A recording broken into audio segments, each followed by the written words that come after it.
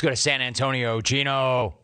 I'm not even going to ask why he's coming around. I'm just happy that he is coming around. Understand, this is a guy who could go an entire year without calling the program. I'll bet you if we look back at our analytics, and we do keep track of who calls, how often, where the calls come from, Alvin's got that entire thing logged. We know.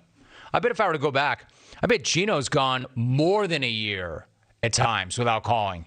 Yet he's back, and it's good. Gino, what's cracking?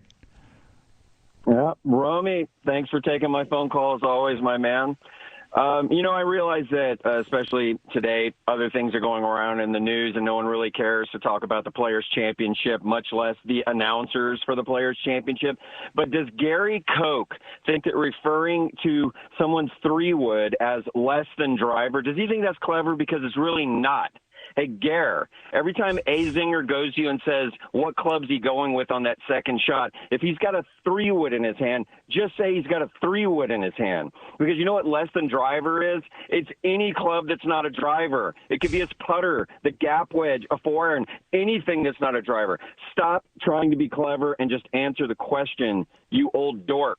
And on the subject of old dorks, I've been trying to get this takeoff about Tom Brady for a while. Bro, Tom, do you know why it is that anyone ever even cared about you? It was because you were playing football at a historically high level. You see, it wasn't actually you that we were interested in, Tom. It was literally anybody that could win as often as you were, and that just happened to be you. But it wasn't actually you per se, Tom, the human being, because you're not that interesting. In fact, you're pretty boring. And now that it's become clear that you're some sort of pathological narcissist that has to formulate press releases anytime anything else is grabbing some shine off you, you're actually becoming a nuisance.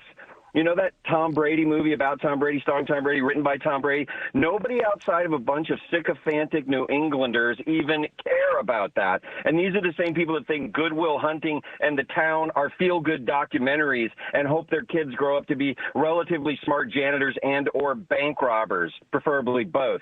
And Romy, why do fading sports stars think that we want to hear about them once they are soon to be irrelevant? To the point, why does Hope Solo have a podcast on SiriusXM?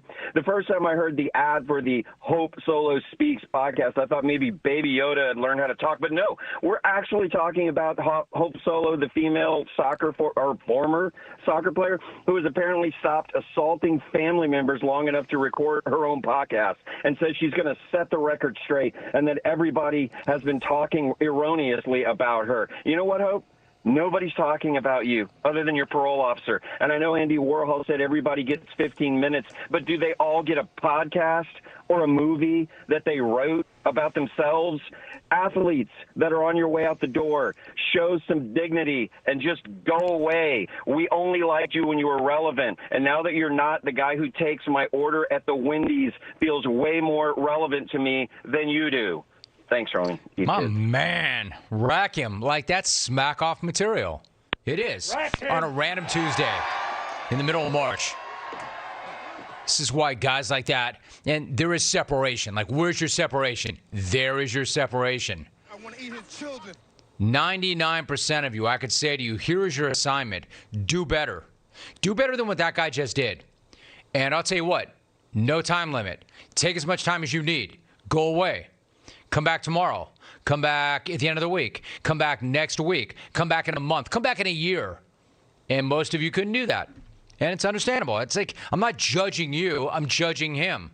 He's really good at that. It has been for a long, long time. Rack him. Rack him. And what's really fascinating to me about the smack-off, that guy's never won. And he has tried. And it's mattered to him. And then again, for years, he's gone away and not participated, and now he's coming back. That was just a middle-of-the-week call in the middle of March. And it doesn't get much better than that. And frankly, I agree with everything he said.